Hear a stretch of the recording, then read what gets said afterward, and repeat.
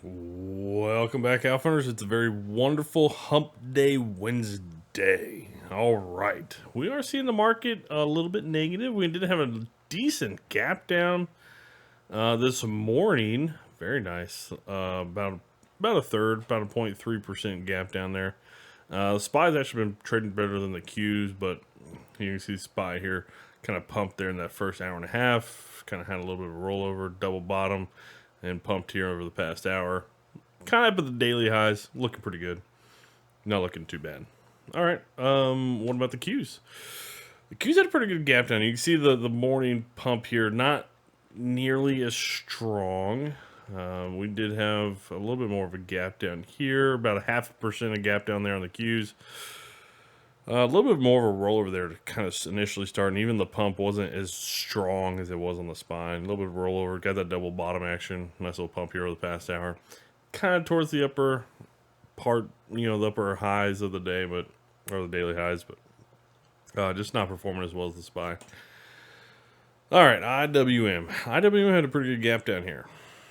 Not gonna lie, this sucker 0.75% of a gap down there.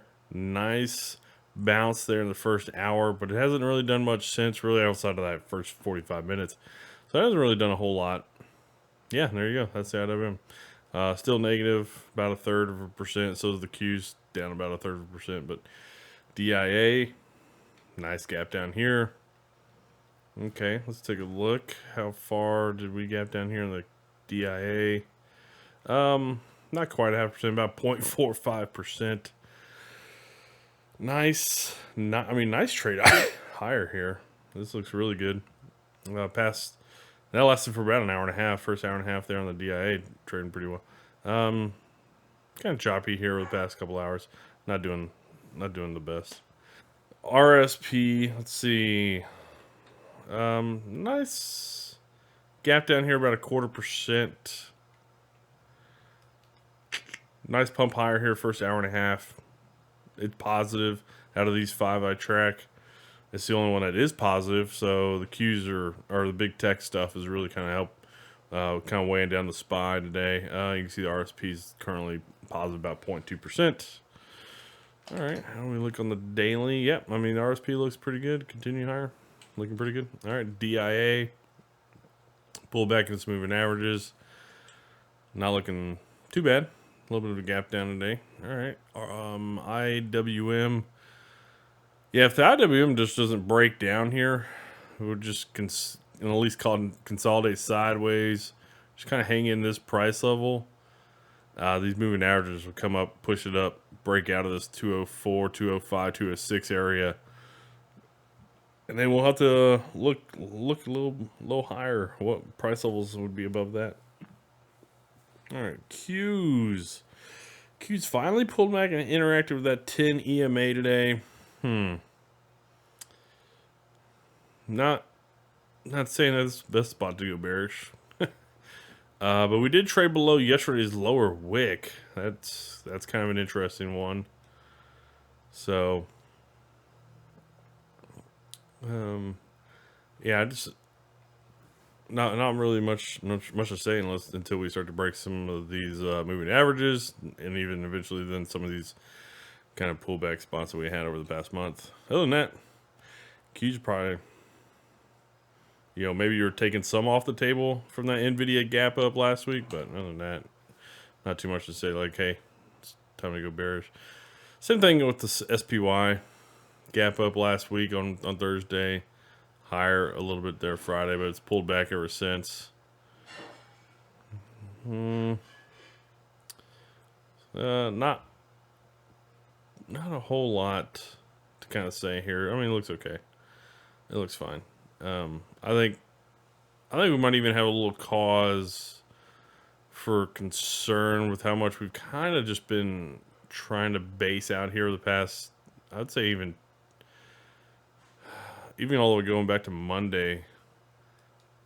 Because you can tell people are trying to buy here, and I would have liked to have seen the SPY at least pull back a little bit deeper before you saw some pretty obvious support level. Yeah, they're trying to really hold on to this like 505 area for whatever reason. Anyways, all right. So that's the SPY. Let's take a look at that VIX. VIX not really doing a whole lot. All right, kind of just hanging out. Got a little bit of an upper wick there. DXY. Yeah, DXY kind of got an upper wick. It's trying to break out this morning. Yeah, you can see that move all night last night. I mean, just moving higher until early morning. You can see it kind of had a pullback. Tried to rally as we go into the GDP numbers, and even slightly before the GDP numbers, we started trading down and has just kind of continued to pull back some. Not a huge. I mean, that upper wick kind of is a little concerning.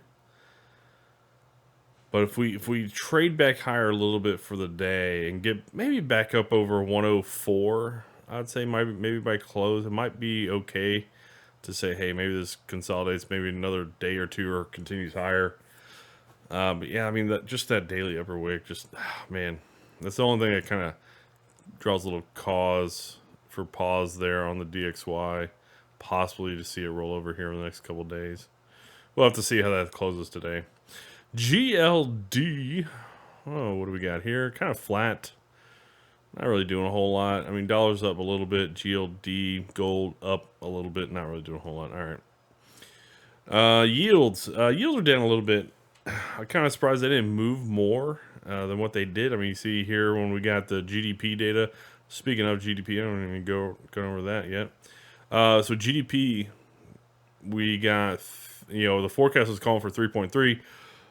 We got 3.2%. So, I mean, basically in line. And that was kind of the thing is like, I mean, I didn't think, we would be too far off. If we miss it to the underneath that 3.3 level for the forecast, I didn't think we'd miss it by much. And we didn't. So, I mean, the market kind of just didn't really have a reaction. There was a little bit of volatility there, but it's kind of mostly settled out to where we kind of were before, but it doesn't really look like, I mean, we're having a bearish setup here. It's just kind of still consolidating. So, I mean, we'll just have to wait another couple days or maybe a day to see kind of what happens there with the 10-year yield. 10-2 inversion, pushing higher. Okay, pushing higher. Interesting.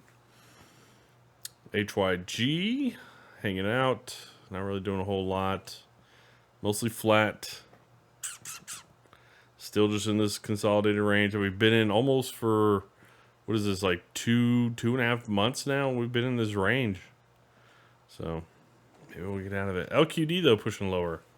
Okay, so is the TLT's lower? No, TLT's up. Yeah, that's weird. Man, you don't typically see that too often. And what I mean by that is, you don't typically see the LQD lead in one direction or the other. Typically the LQD is like in the middle of the HYG and TLT kind of performance. But TLT's up. It makes sense. I mean, actual, U.S. Treasury yields, the 10-year yield, they're down. So it makes sense that the TLT's, actually up a little bit. So I guess that all makes sense, but definitely just not much of a reaction today to the GDP numbers, I guess. So then we're going to have core PCE tomorrow, personal income, personal spending. Those will be big ones, especially that core PCE number. All right, let's take a look at sector rotation. All right, here's that sector rotation. Look at real estate today. Just was climbing even past the first hour and a half. Just continued to climb. Looking pretty good there. XLRE. Might have to go take a look at some real estate stuff. Anyways, discretionaries, financials, materials, industrials, utilities, and staples all outperforming there. Looking pretty good. Energies underperforming. Tech, communications underperforming. And healthcare underperforming. Okay. So if we take out the gap, what does it look like? Yeah, real estate, we know they're probably going to be the top dog. Materials still doing pretty good. Discretionaries, financials, and industrials all looking pretty good there.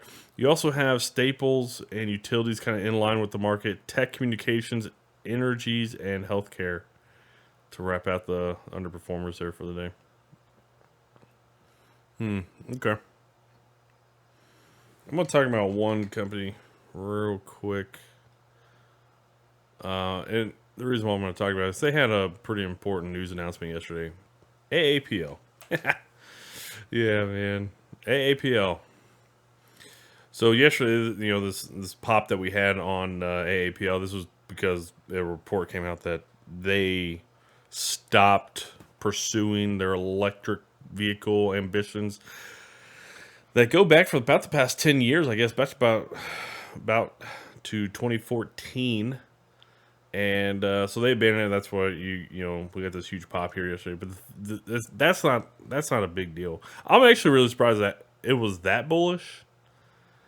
To be pretty honest, but you can see today, like we've gotten back down to where it was pre that earnings or pre that earnings release, pre that news release, I guess.